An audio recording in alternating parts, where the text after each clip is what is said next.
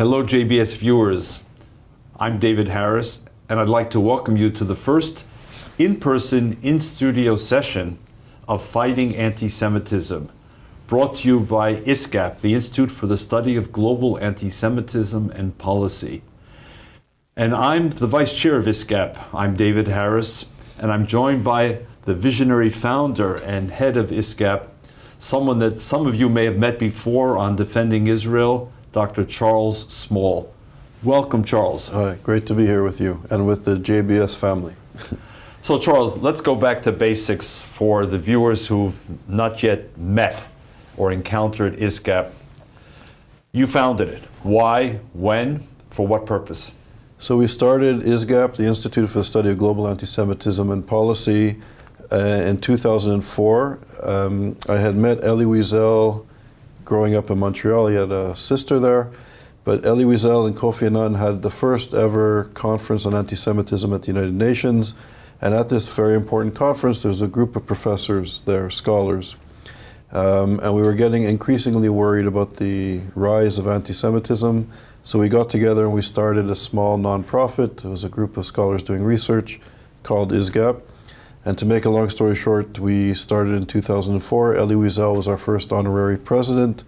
And we started to do seminars and research projects. We brought it to Yale in 2005 to 2011. And then we moved to New York, where we became more international in our work. And we are an organization, fighting anti-Semitism. I think in the ecosystem of organizations fighting anti-Semitism, there's great work.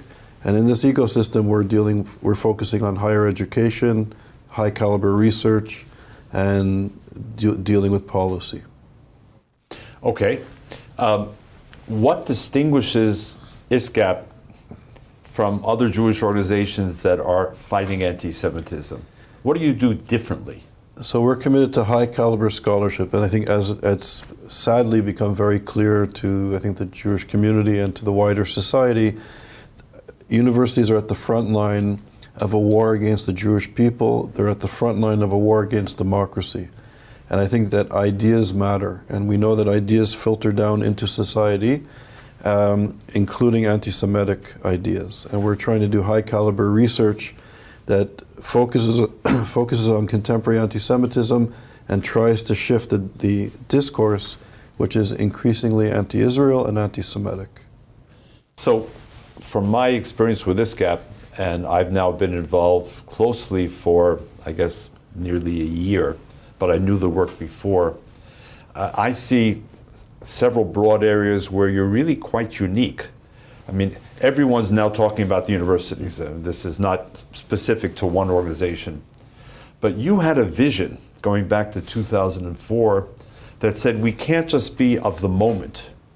We need to identify and help educate and place scholars in universities around the world to be there for decades, from the inside to fight anti-Semitism at the level of scholarship and academia. And the other thing which I think distinguishes ISGAP, but correct me, is that you also hit on this project which you call Follow the Money. You understood that universities are not sort of self-isolating places. Many of them are getting major funding from bad places with bad intentions. So to me, these two are the standouts of ISGAP. Am I right? Yeah, I agree. So in a way, what we're doing is mapping and decoding contemporary anti-Semitism. And I think in order to develop strategies to fight it, we need to understand it. Once we understand it, we can be more efficient in the war, against us, and to fight back more powerfully.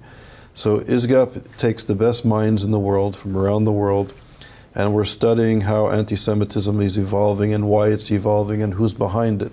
And one of our many research projects that we're doing is called Follow the Money, which you've just mentioned, where we're looking at how the Muslim Brotherhood, through the Qatari regime, the government of Qatar, is funding Western universities and Western society. Stop for a moment and explain what the Muslim Brotherhood is. So the Muslim Brotherhood is an organization or a social movement that began roughly 100 years ago in Egypt, and it combines what I would call a perversion of radical Islam with European anti-Semitism and even fascism. So as Elie Wiesel said, that the Holocaust did not begin with the railroad tracks and the crematoriums, it began with words and ideas. And what the Muslim Brotherhood has done, it takes the exact words and ideas that led to the Holocaust, the protocols of the Elders of Zion, lies about Jewish people, that created the foundation, the ideas that removed Jews from European society and led to the final solution.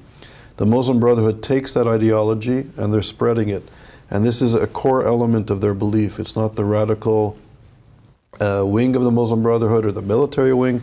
This is the core element of their ideology. This is who they are. This is who they are.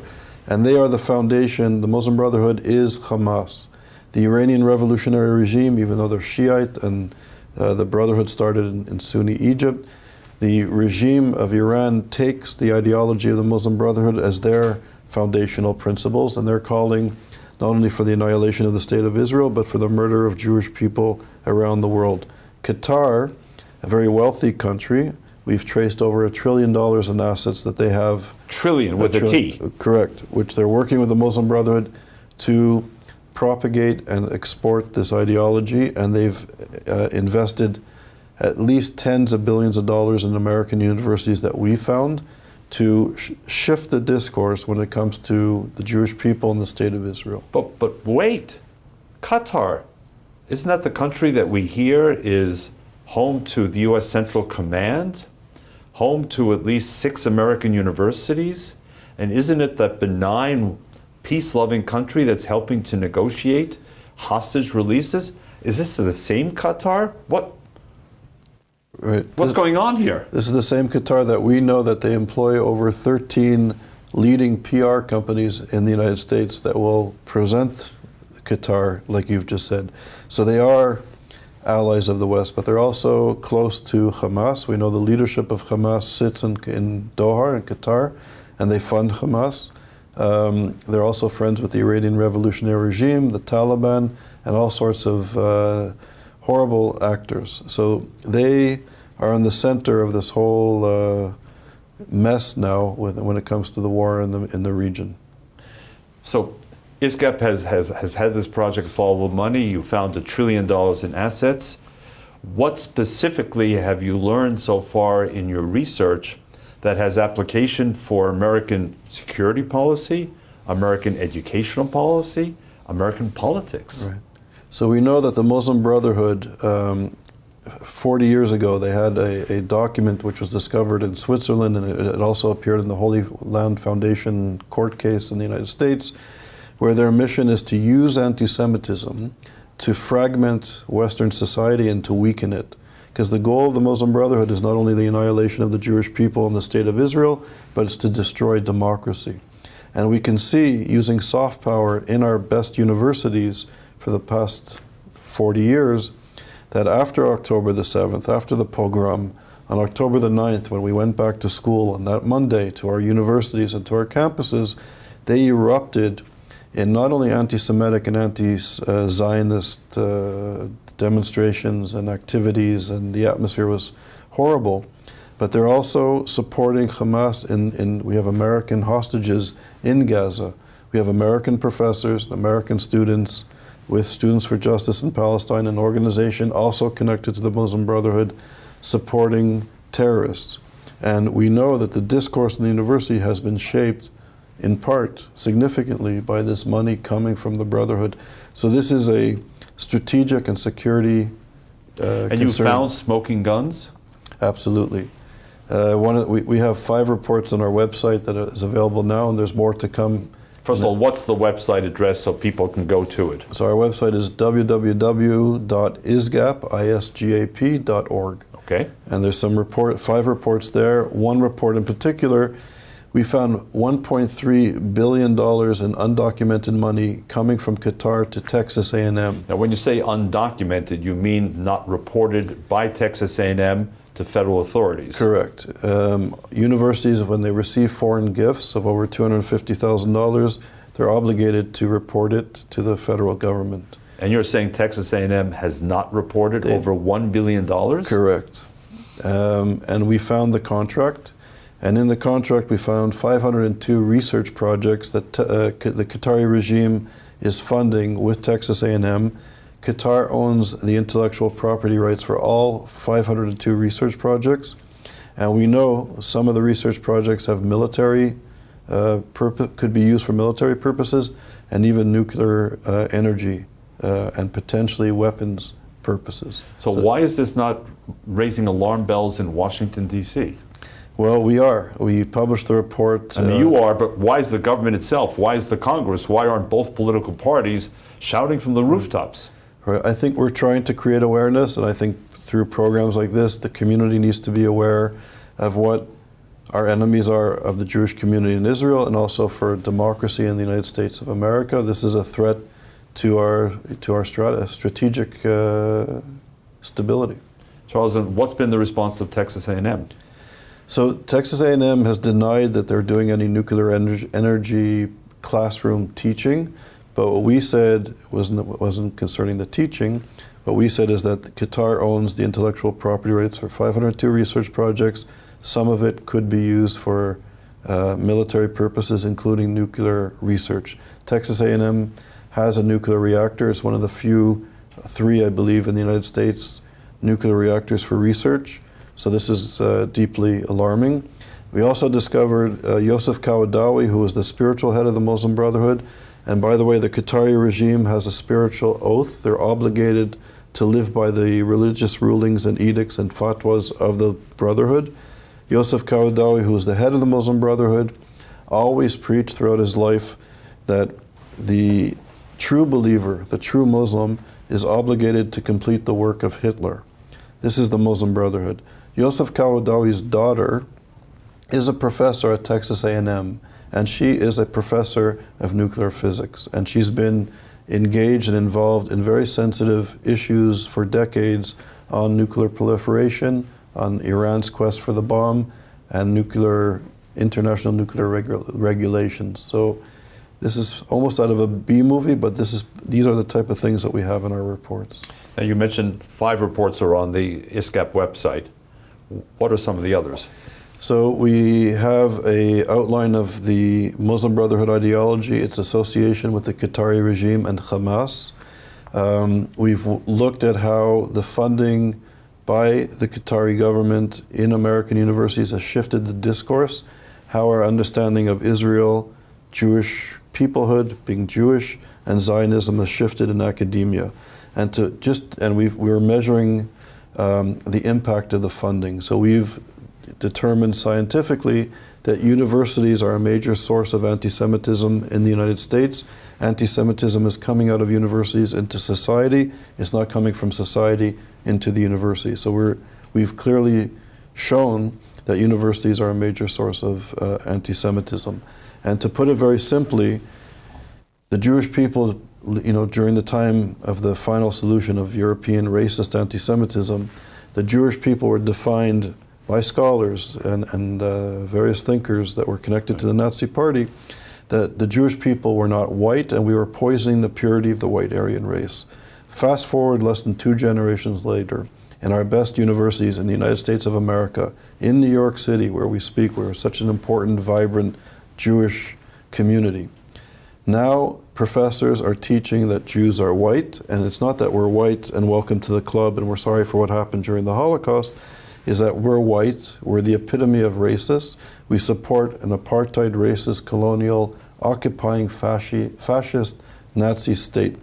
These ideas come out of the funding of the Qatari regime to our university, and these ideas are permeating into our society. We only have a few seconds left before we transition to a very special guest, but I wanted to ask you, Qatar was caught red-handed buying influence in Brussels, Europe's capital. Several members of the European Parliament were found with lots of cash thanks to Qatar. Have your reports, have ISGAP's reports yet found any influence of Qatar in American politics? We assume so. I believe it's there, and we're working to prove it, but I think we can definitely show, we do show in our reports, that when Qatar is giving universities billions of dollars, with a B, to Texas A&M. We have reports coming out on Cornell, On Yale, we discovered funding from Yale, which is on our website. We have a report coming out shortly on MIT.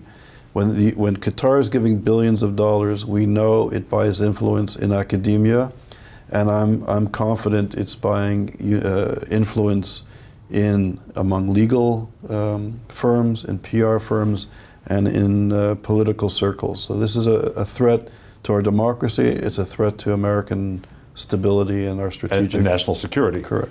Charles, we'll have more opportunities to continue the conversation, but now we want to bring in a special guest, Michal Cotler-Wunsh, the Special Envoy for Combating Anti-Semitism of the State of Israel, former Member of Parliament, a friend, and now I'm outnumbered by two Canadian-born participants in the conversation. Michal, welcome to Fighting Anti-Semitism. Thank you. Thank you for having me. Could you begin by telling the JBS viewers a little bit about the mandate you have as Special Envoy for the State of Israel? You're only, I think, the second, perhaps in the history of Israel.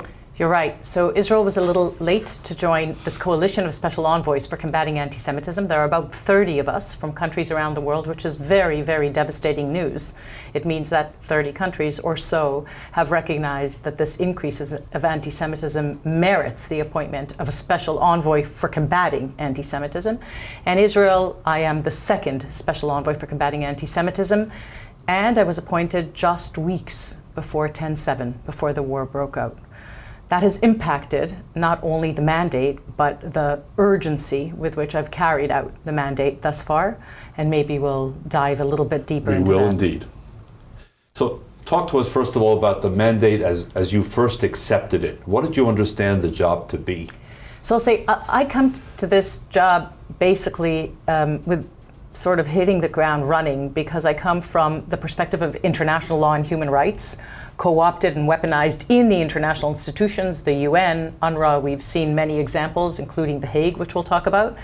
It comes from my own academic sort of research, basically monitoring freedom of speech on university campuses, and as a former legislator, which you mentioned, actually with experience in the attempt to understand the social media space. So I've just mentioned three fronts of what I believe are basically I'm going to say unconventional war for public opinion that has demonized and delegitimized and applied double standards to the State of Israel in the international institutions, on university campuses, and in the social media spaces. That means that those were basically what I saw as my mandate, and they all intersected in an explosive way on 10/7 and in the aftermath of 10/7, and that has been my focus. So talk to us about the last 3 months plus. How has your job changed? What are your priorities today? And what are your hopes and expectations for the efforts of the Special Envoy's office? So in many ways, I think that what 10/7 did was remove many masks in those fronts that I described, right? The international institutions, the university spaces, and the social media spaces. And that is what actually has led me on, this is my 7th emergency trip since 10/7, in this sense of not just urgency, but an understanding that we are at an existential intersection with tremendous challenges, but I'll say, alongside the challenges, tremendous opportunities. Because with the removal of masks, if we are able to make accessible to the multiple audiences that this is not just about the State of Israel on the front lines of the barbarism and the 10/7, not just massacre, the burning, the pillaging, the rape, the abduction, the murder of thousands, but actually what 10/7 showed us was the level of barbarism that has waged war on civilization as a whole. And that sense of urgency has led not only my conversations, but my trips to the United States, meeting with legislators, meeting with White House officials, meeting with mayors, meeting with police chiefs, meeting with university presidents, and meeting with Jewish communities in all of the places and spaces that they have experienced not just the anti-Semitism that fueled 10/7, but the anti-Semitism that fuels the responses to 10/7, that are silent, that deny, that justify, that support, and that attack Jews in the wake of 10/7 in all of the spaces or all of the fronts that I described: international institutions, university spaces, and social media platforms. That has been what I have done in all of my trips since 10/7. So I think we all agree that the larger goal has to be to persuade Western actors that this is not a proprietary Jewish, Zionist, or Israeli set of challenges. This affects everyone, our value system, our civilization as we know it. We say to each other, do you have any reason to believe that since October 7th we've made a dent in the thinking of Western institutions?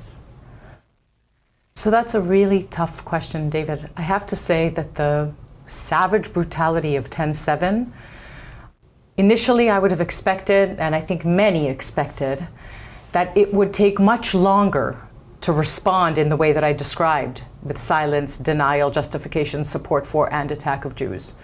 I often think of it as that Emmett Till moment where Emmett Till's mother decides to bury Emmett in an open casket so that everybody will see. Although it costs a great deal of challenge and trauma for the family, for the community. But for that to work, the community, or civilization in our case, has to look in to the open casket. The heartbreaking response to your question is that I am not sure yet, the jury is out, if civilization will look into the casket and recognize that it is civilization that is under attack, and not, as I said, the nation state of the Jewish people, or the proverbial Jew among the nations, the state of Israel, and not Jews all over the world that are being attacked. I think that we have a lot more work to do, and I have to be very, very hopeful. Hopeful because when I have conversations with the average person on the street, or even when we see engagements of people that are horrified by, for example, pictures of hostages being ripped down, there is a deep understanding that something is very wrong, that something has happened in our societies. And that means, and you see it in university spaces, you see it on the street, you see it in the use of international law, including The Hague, and maybe we'll talk about that too, that the appropriation and weaponization of legal concepts actually threatens the legal concepts. There is more of that, but we have to be much more proactive in making that accessible, maybe in, I'd say, transcending and reaching across real or perceived differences of geography, of religion, of politics. So, Charles? So, Michal, you said something very eloquent and very powerful, the Emmett Till moment. But since the brutal murder of Emmett Till, and he was buried in an open casket, we had Martin Luther King, we had civil rights legislation, we have universities. If you get a good liberal education in the Western world, you learn about racism, you learn about sexism. We've progressed. There's still problems, but we've progressed. How do we tackle anti-Semitism, which I would argue is rooted in Western civilization? How do we begin to unpack the anti-Semitism that's now being unleashed upon us, that I would argue is deeply rooted in our theology or our academic education? How do we begin to grapple with this? So when I say that I think that there's room for hope, it's because I do think that there are more and more individuals that recognize that whether this anti-Semitism, which is just a symptom of extreme ideology, whether it comes from what we call the extreme right, or the extreme left, or the extreme Islamists, the key word is extreme. And that extremity, that's what we saw on 10/7. That, the understanding that that brutality, that barbarism, that was so not in any way something that we would be able to pass as progressive, when what we see on the streets is, in the name of progress, support for 10/7, is the opportunity. I think that to answer that question in a more accessible way to larger audiences, the understanding that with a 1975 UN Zionism is Racism resolution, Soviet propaganda that was peddled and has been peddled since, now alive and well, actually mainstream, in the name of progress on university campuses, and so visual, meaning the responses to 10/7 in supporting Hamas, a genocidal terror organization, has made a lot of people ask a lot of questions. The appropriation of apartheid.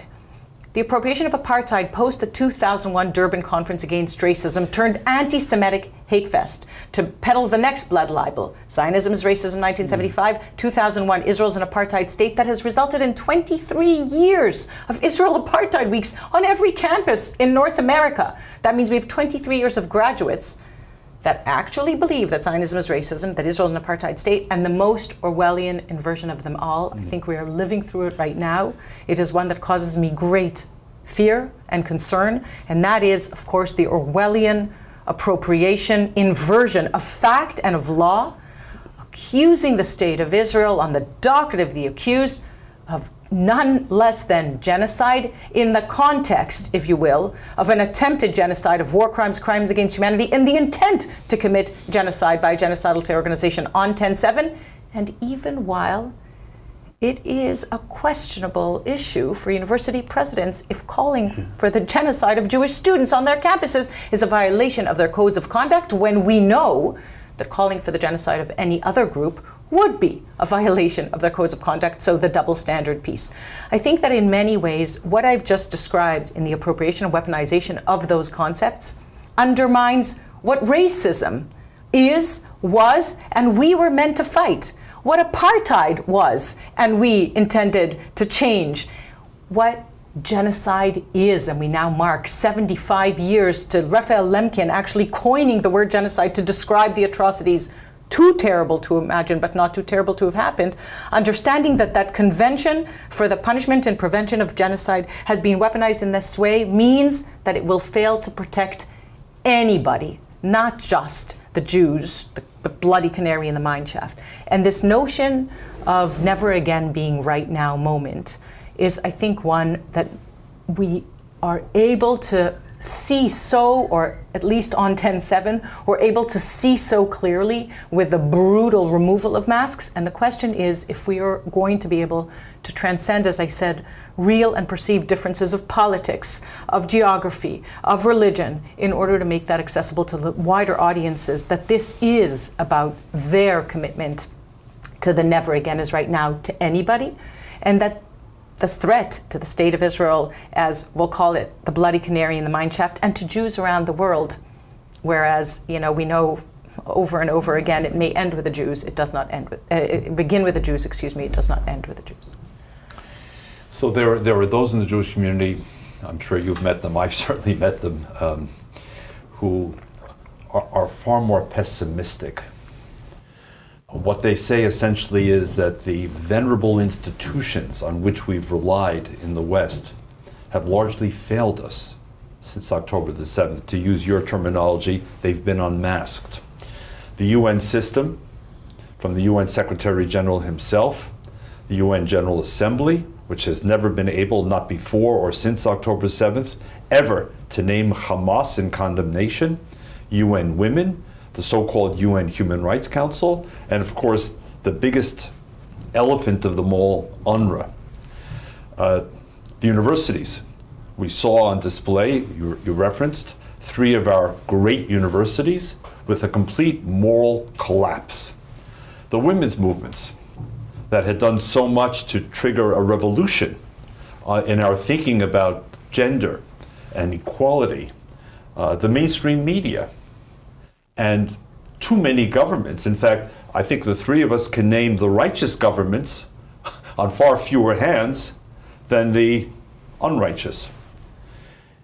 Given that, where do you see the glimmers of hope that the skeptics, the pessimists, the dispirited today are experiencing but desperately want to find, Michal? So the first thing that I'll say, and I always quote the late Rabbi Sachs in the context of hope, and the late Rabbi Sachs differentiated between optimism and hope. And you're talking about the former chief rabbi of Britain. That's right, the former chief rabbi of Britain, and actually I think one of the greatest thought leaders of our times. He's passed away just a few years ago. And in his differentiation between optimism and hope, he said the following: optimism is the belief that everything will be okay, whereas hope is the belief that together we can make it okay.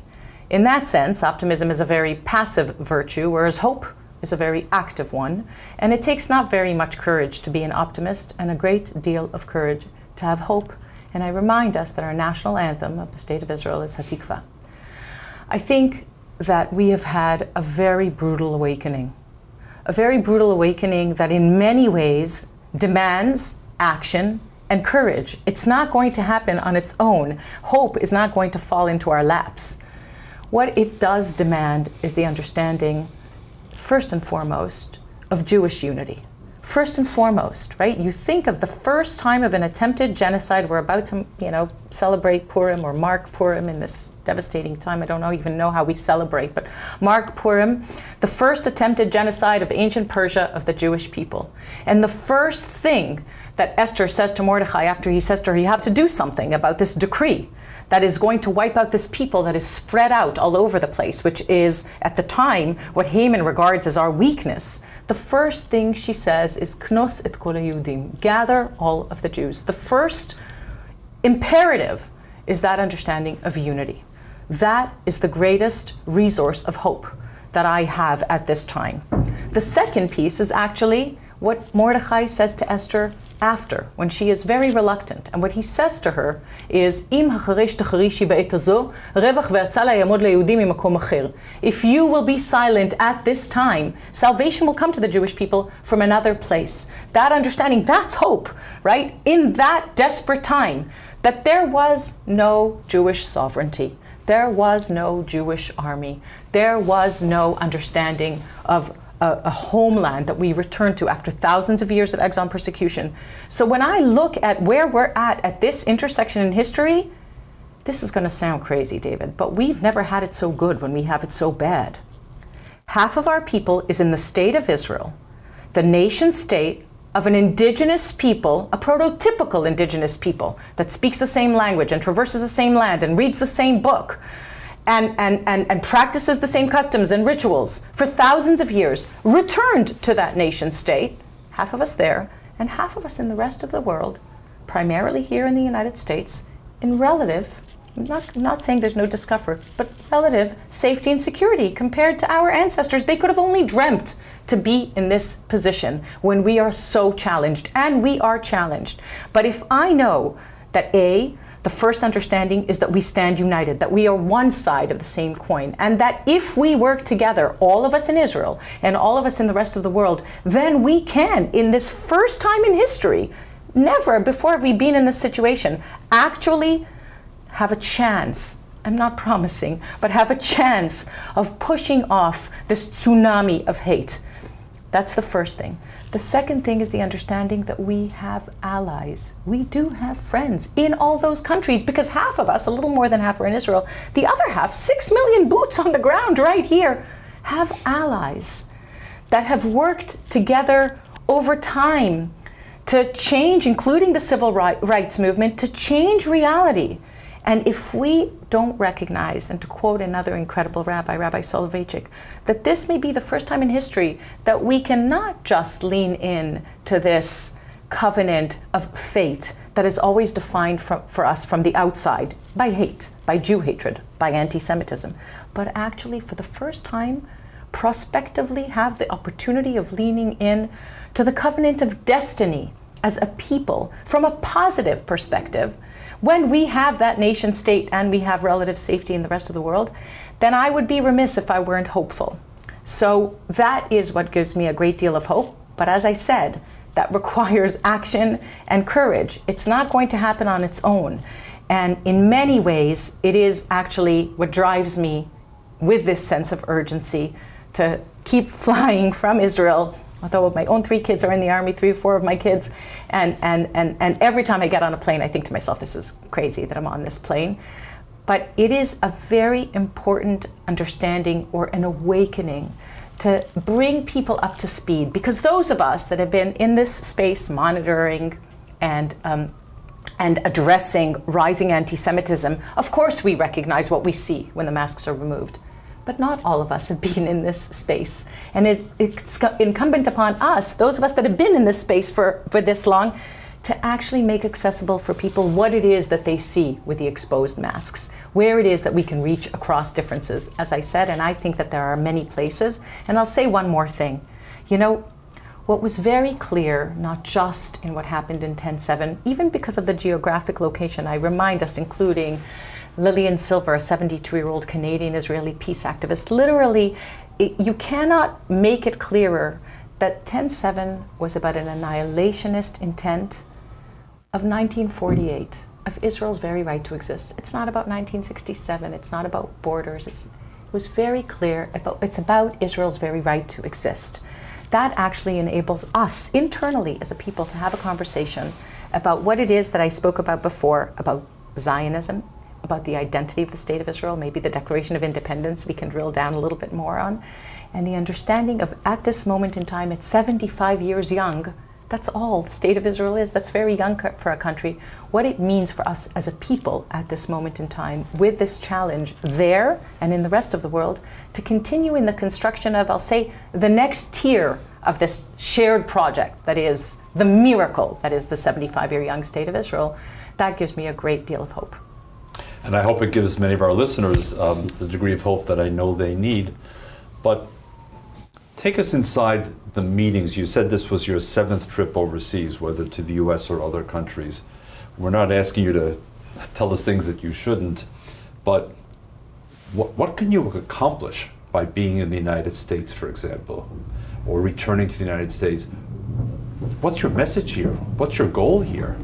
So I think one of the most important messages, and it's true in every one of the fronts, if you will, of this raging war that I described, the international institutions, the university spaces, the social media platforms, traditional media engagements. The most important takeaway from 10/7 and the responses to it is that we have to stop sitting on the docket of the accused. We have to rise, if you will, from the docket. We, the State of Israel, and the Jewish people. At 75... Do you see yourself representing both? So thank you for asking that.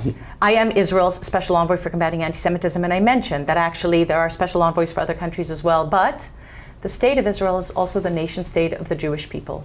And from my perspective, that makes me the Jewish people's special envoy for combating anti-Semitism. It's part of the reason that I am driven to keep flying and, you know, and making myself also available to Jewish communities that I know are under a great deal of stress and concern and real a sense of confusion and also fear.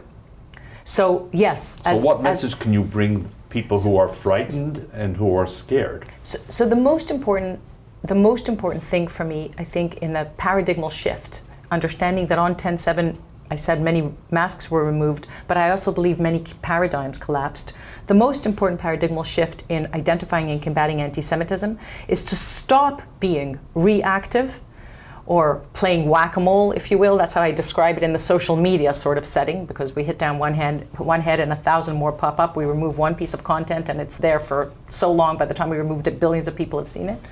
To stop playing whack-a-mole and actually become proactive. And so the most important message, and where I begin invariably my conversation in every space, whether it's national strategies of countries to combating anti-Semitism, or DEI infrastructures in university spaces or school spaces or corporations, or social media spaces that have what's called protected characteristics, is that we have a definition for anti-Semitism. And if we are not using the definition, of course, being the International Holocaust Remembrance Alliance definition of anti-Semitism, the result of a long democratic process that enables us to identify all strains of the most ancient hatred in the world that has survived over thousands of years by mutating according to the guiding social construct of our time, right? Again, the late Rabbi Sachs, religion, science, and the, I'll say, secular religion of our times, human rights, which we can talk about a little bit more, the understanding that only the IRA working definition of anti-Semitism that was created post the Durban 2001 Conference Against Racism, as you know, only that definition enables us to identify all strains of the virus. And you know, post-COVID, I say this all the time, we are all viral experts, and we understand that if we inoculate a society against only, you know, the ancient strains of something, that's not going to do anything to inoculate the society, the space, the community against the newer strain of a virus that is actually festering and threatening the space and the place in which it permeates and festers. And therefore, the IRA working definition of anti-Semitism is a critical and it's a working definition, as we all know, is a critical resource in all of those spaces. You want to identify and combat anti-Semitism as a mayor, as a university president, as a high school principal, as a boss of in a law firm. You have to be able to define it first. And so the IRA is a proactive tool when I speak about proactive tools. And there's one more thing that I think is proactive, and that is, I call it reclaiming Zionism. If we, as Jews and non-Jews who self-define as Zionists, and we know that the majority of Jews self-define as Zionists and many non-Jews self-define as Zionists, actually rise from that docket of the accused and stop enabling to turn what 1975 Zionism is racism and somebody else deciding our identity for us, including recognizing that Zionist, it just codes Jew. On online spaces, you can check Khamenei, the supreme leader of Iran's tweets. They all use Zionist instead of Jew, religiously, if you will. We have to, in many ways, when I say proactive, reclaim Zionist as the identity that it is. It's not a political statement. That doesn't mean all Jews have to self-define as Zionists, and that doesn't mean all Zionists have to be Jews. Not at all. But it is as legitimate to self-define as a Zionist as it is for any other identity, any other individual to self-define their identity. And I think that that's another very proactive piece. So there's a top-down IRA and a bottom-down Zionist replacing Jew or coding Jew that we have to make accessible and relevant in all of the infrastructures that were created to uphold, promote, and protect everybody equally and consistently. Charles? So I was going to say, Michal, your voice is so important, and I think the State of Israel should be proud that you're representing us on these issues. But my question is this. Our enemies include nation states. Iran is not only trying to build a bomb to destroy Israel, they're not only supporting Hamas and Hezbollah in the kinetic war against the Jewish people. We have to add the Houthis. And the Houthis and others. But they're also prominent in the propaganda war of demonizing Israel and the Jewish people. Qatar is funding the struggle of Iran and the Hamas and Hezbollah as well against Israel. Qatar is funding Western institutions in the tunes of tens of billions of dollars that demonize the Jewish people and the State of Israel.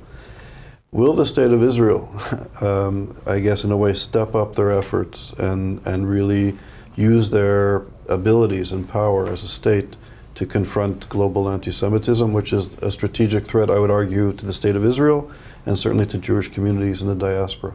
So first of all, I think that you know, I said 75 years young.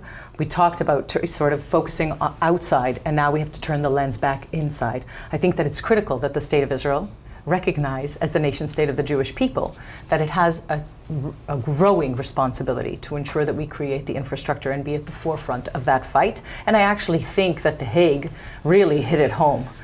In a way that I've described it as rising from the docket of the accused. I don't think that Israel has ever risen from the docket of the accused as it did at The Hague. I have to say something in response, though, to that question, and that is that I don't think Israel can do it alone.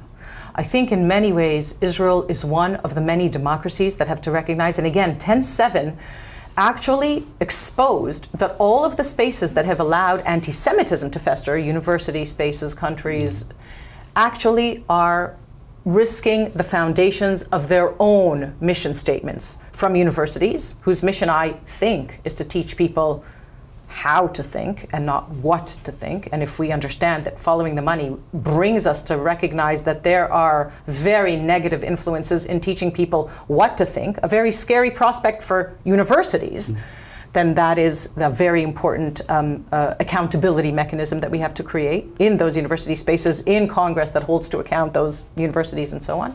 I also think that the recognition that what we have is a war by proxy, and 10/7 was sort of the launch of a pilot, if you will, because we have, as you mentioned, we have the Hamas and we have PIJ, of course, launching, by the way, thousands of rockets at Israelis. That's how 10/7 happened, right? On the 6th of October, there was a ceasefire. On the 7th of October, it was violated, including ourselves, at 6:30 a.m., with sirens of incoming rockets, each a double war crime, targeting, aiming to kill Israelis from densely populated areas in Gaza, each a double war crime, a failure of those international institutions, not one double war crime condemned, thousands that continue to be launched on and since 10/7.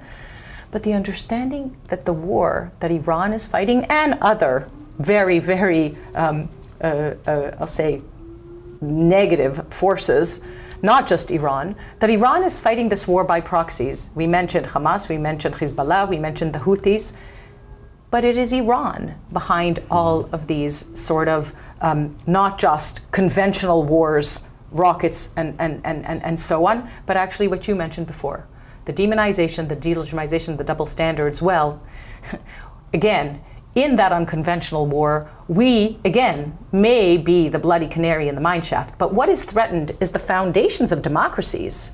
When you look at people who are rooting on the Houthis to turn another ship around or demonstrating in support of Hamas, and you think, and I've asked people this question, 11 days after 9/11, could you imagine people holding up signs that say, "We are Al-Qaeda"? I asked this to a police chief. On the streets of New York, London. I asked this to a police chief, and I said, could you imagine what would have happened? And he said, they would have been beaten up. We wouldn't have even been called. Nobody can imagine that 11 days after 9/11, the New York Times would publish on its front page information given by Al-Qaeda as evidence. But that's what happened 11 days after 10/7 with the information about what turned out to be an errant rocket that Peach launched that hit a hospital, right? There are things that are very, very clearly challenging the foundations of democracies if we enable them to run rampant and aren't just about the state of Israel. And there, yes, Israel has to reach across in order to make these, I'll say, very clear connections, or connecting of the dots, but Israel will not be able to do this alone. The recognition that there is a war raging, and we didn't even mention that this is just not just a war that happens to have happened, it's also a war against the Abraham Accords, right? The prospective shift, geopolitical shift that could have happened, this is definitely a war on that too. And I think the threat to democracies, the foundations of democracies, including in all of those spaces that we just sort of spoke about very, broadly, the international institutions, the university spaces, and social media, those are a threat to the foundations of democracies, to the foundations of civilization, and we know it. And Iran says very clearly that it intends, if you read Twitter, because it hasn't adopted IRA yet, if you read Khamenei's Twitter, very, very clearly intends to annihilate the civilization as we know it, and to build on the rubble of our civilization as we know it, an alternate reality in which none of us want to live. So, yes, I hope Israel will take a more active role. There's a very long answer to that.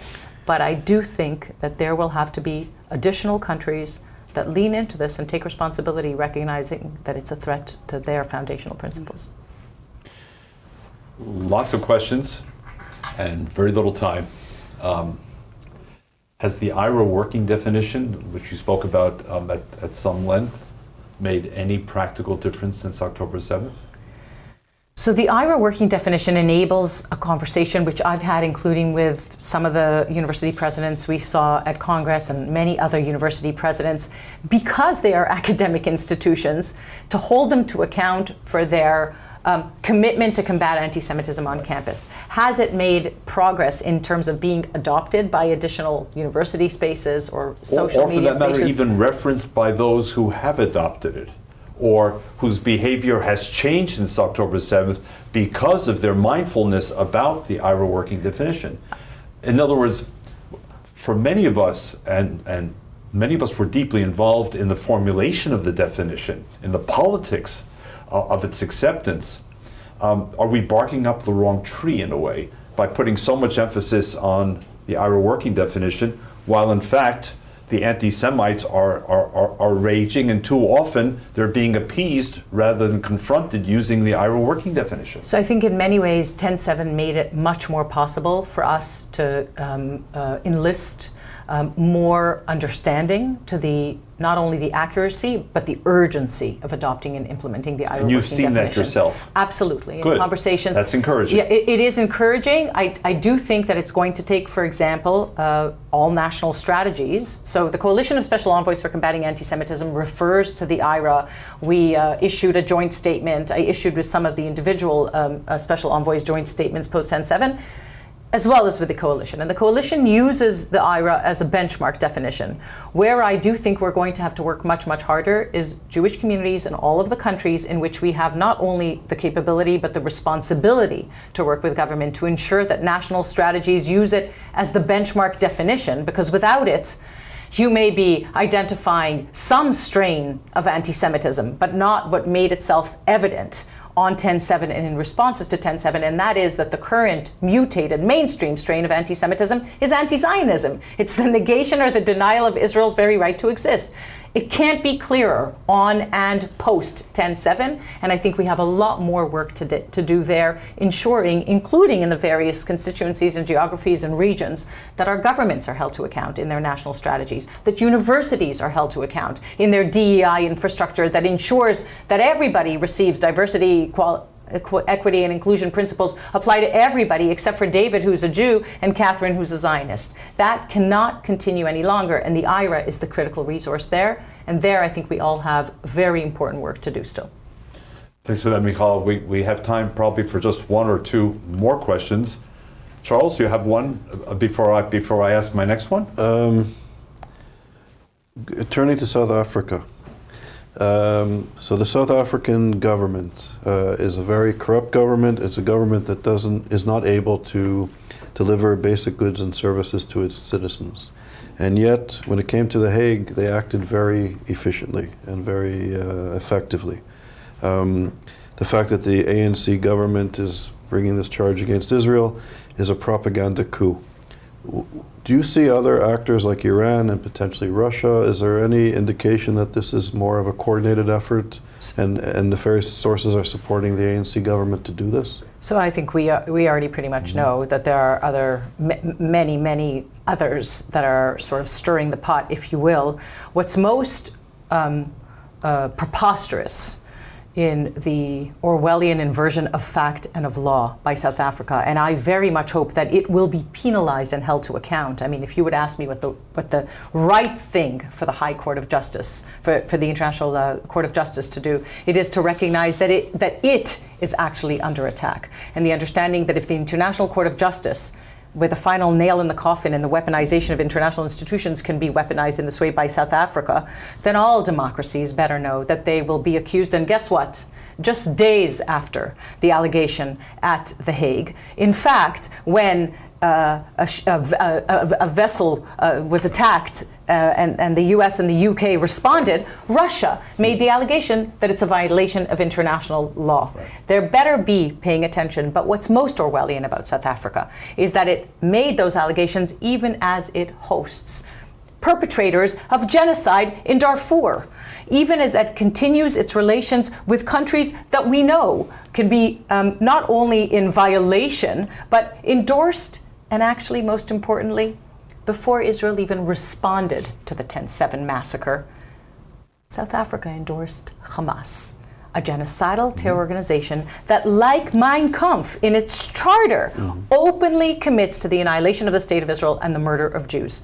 So, yes, we know there are other agents involved, but that would be enough if we just were able to focus on South Africa and ensure that they are held to account for actually the abuse of the responsibility that they have in upholding the Convention for the Prevention of Genocide and abusing their abilities in that way.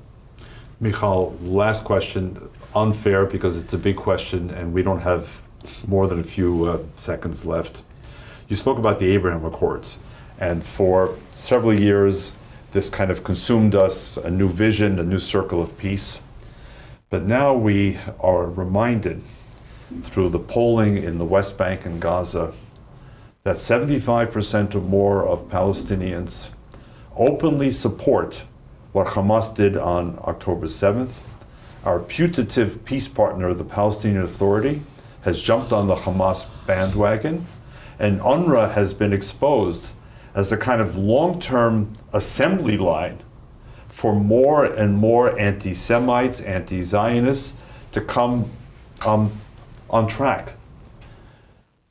Does the special envoy have any role to play, or the larger state of Israel, in how to come to grips with what is an openly anti-Semitic denial of Israel's very right to exist by your most immediate neighbors and your eventual, one would have hoped, peace partners? So you've just, I think, hit the nail right on the head on precisely what the special envoy has a role to play in it, and that is that the lens that we should be evaluating any potential partner through is not political. It's not what they wear, a suit or a keffiyeh.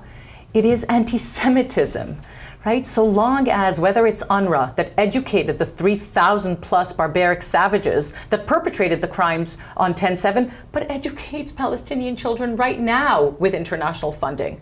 If it is the current PA leadership that doesn't just, including the president and coming from the president, doesn't just deny the Holocaust, but denied 10/7 just days after and alleged, like the Holocaust, that it's Israel that perpetrated the atrocities of 10/7, that now actually committed to rewarding in the pay for slay scheme that he has the perpetrators of 10/7 that continues to incite and inculcate children with anti-Semitic hate and the glorification of terror. That is the lens through which, and we have to hold our best friends and our less good friends to account in what they fund in terms of not just the education, but the partners that they suggest we are able to create some sort of a forward-looking mission statement. And I'll say what I want to say about the Abraham Accords in that context. Look, I was a member of Knesset when we signed the Abraham Accords.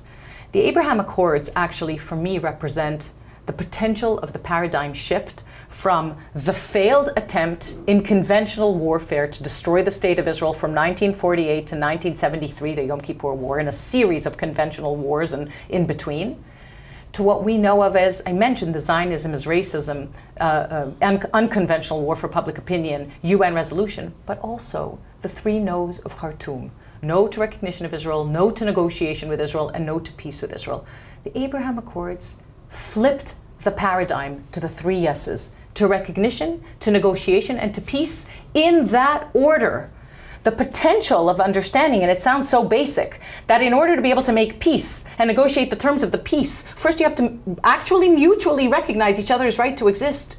That's what the Abraham Accords did. And what do they, how does that sort of come into sort of the proof of concept, if you will?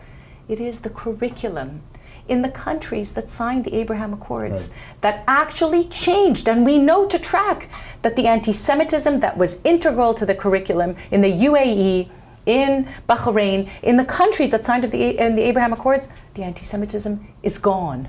So that understanding is actually critical to what we can look forward to, including with the Palestinians, if the precondition says what's so basic. First, you have to recognize each other's right to exist as who you are. Then you can negotiate the terms of your coexistence, and that will pave the path to peace. I think that we are at that moment in time. That's why I said I also do believe that part of the war that's raging is on that change, if you will, or paradigmal shift. And that is why we have to push back on, including with our very close friends and allies that say very clearly, we will not be able to come to terms with somebody that continues to peddle, to inculcate, to teach, and to be committed to our annihilation. That's impossible. No country should have to do that. And this comes right back to Charles's earlier point. It once again puts on the broad shoulders of Israel a huge, sustained diplomatic responsibility, because this is not accomplished in one meeting, one time. We're here to help at ISGAP in the larger Jewish community. We thank you. JBS viewers, this has been the first in-studio, in-person conversation of fighting anti-Semitism, the first television series anywhere in the world that focuses on anti-Semitism. It's brought to you by ISGAP, the Institute for the Study of Global Anti-Semitism and Policy, which Charles Small was the visionary founder of and current director of. And together with our friends at JBS, we hope you'll tune in every week thank you very much. And Michal, a special thank you to you for honoring us by being here. Thank you for having me. Thank you.